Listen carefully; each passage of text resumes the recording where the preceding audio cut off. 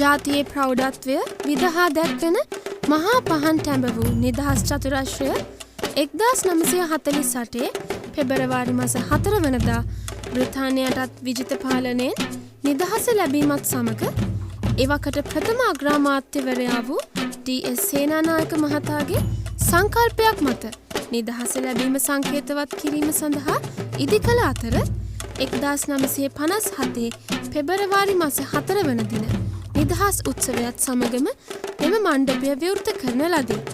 මෙම චතුරස්‍රයේ ඉහළ මාලය නිර්මාණය කිරීමට මහනුවර මගුල් මඩුවේ වාස්තු විද්‍යාත්මක ලක්ෂණ උපයෝගී කරගෙන ඇත. වැඩි විස්තර සඳහා 888 අමතා මොබිටෙල් M Guide සේවාව සමග සම්බන්ධ වන්න.